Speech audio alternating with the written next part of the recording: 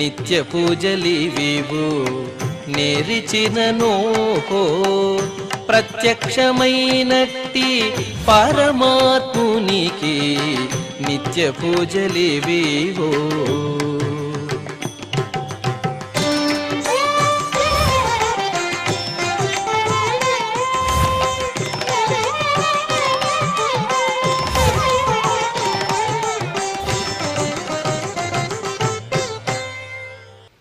ఓం నమో వెంకటేశాయ. ఈరోజు శుక్రవారము, శ్రీ విశ్వావసునామ సంవత్సరము, దక్షిణాయనము, శరదృతువు, కార్తీక మాసము, కృష్ణపక్షము, దశమి తిథి, పుబ్బా నక్షత్రము, నవంబర్ 14, 2025.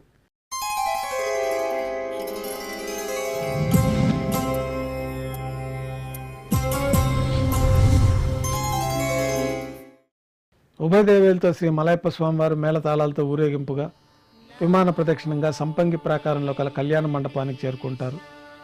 కళ్యాణోత్సవం ప్రారంభమవుతుంది. పుణ్యాహవచనము, అంకురార్పణ, రక్షాబంధనము, అగ్నిప్రతిష్ఠ, స్వామివారికి అమ్మవార్లకి కళ్యాణోత్సవం సందర్భంగా నూతన పట్టు వస్త్రాల సమర్పణ, మహాసంకల్ప పఠనం, మాంగళ్యాల అభిషేకము, మాంగళ్యాల ఆరాధన పూర్తయిన తర్వాత స్వామివారి తరఫున అమ్మవార్లకి మాంగళ్యాల సమర్పణ, స్వామివారికి అమ్మవార్లకి కర్పూర నీరాజనము, విశేషమైన హోమాలతో పూర్ణాహుతి పూర్తయిన తర్వాత మాలా పరివర్తన అనే కార్యక్రమాన్ని నిర్వహించి ఉభయదేవేరుల్ని శ్రీవారి చెంతకు చేర్చి ఈ సందర్భంగా అక్షతారోపణం అనే వైదిక కార్యక్రమాన్ని నిర్వహించి కర్పూర నీరాజనము, నైవేద్యము, తిరిగి కర్పూర నీరాజనంతో కళ్యాణోత్సవం పూర్తవుతుంది. కళ్యాణోత్సవ భక్తుల దర్శనం అనంతరం ఉభయదేవేలతో శ్రీ మలయప్ప స్వామివారు ధ్వజస్తంభం వద్ద గల అద్దాల మండపానికి చేరుకుంటారు. వేదపారాయణ నడుమ ఊంజల సేవ నిర్వహించి కర్పూర నీరాజనంతో ఊంజల సేవ పూర్తి అవుతుంది. ఉభయదేవులతో శ్రీ మలయప్ప స్వామివారు వైభవ మండపానికి చేరుకుంటారు. ఆర్జిత బ్రహ్మోత్సవంలో భాగంగా స్వర్ణ గరుడ వాహనంపైన శ్రీ మలయప్ప స్వామివారు వేంచేస్తారు. కర్పూర నీరాజనంతో స్వర్ణ గరుడ వాహన సేవ పూర్తి అవుతుంది. హనుమంత వాహనంపైన శ్రీ మలయప్ప స్వామివారు వేంచేస్తారు.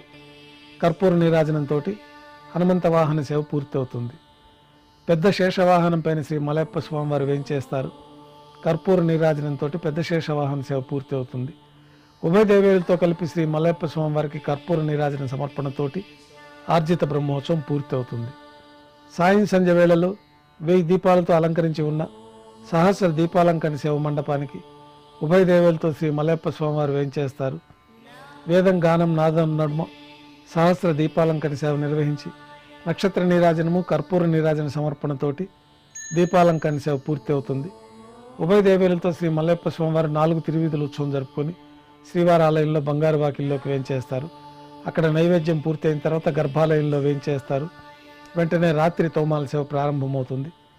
ఉదయం సమర్పించిన పుష్పమాలికలన్నీ సల్లింపు చేసుకొని గర్భాలయాన్ని శుద్ధి చేసుకొని పంచపాత్రలో శుద్ధ తోయాన్ని నింపుకొని ఆగమోక్తమైన విధానంలో స్వామివారికి ఉత్సవమూర్తులకు ఉపచారాలు సమర్పించి కొత్త పుష్పమాలకు మూలమూర్తికి ఉత్సవమూర్తులకి అలంకరణ జరిపి చతుర్వేద మంత్రాలతో మంత్రపుష్పాన్ని సమర్పించి నక్షత్ర నీరాజనము, కర్పూర నీరాజనంతో రాత్రి తోమాల సేవ పూర్తి అవుతుంది.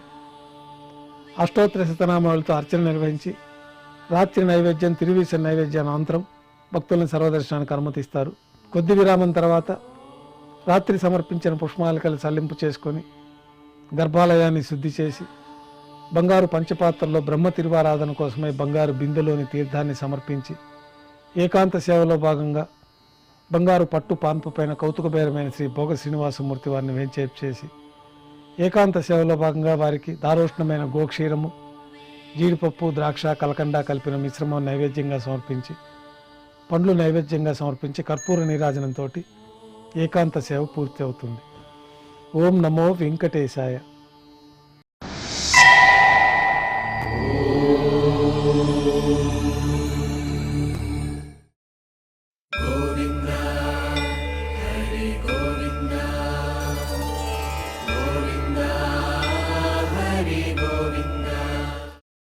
ఓ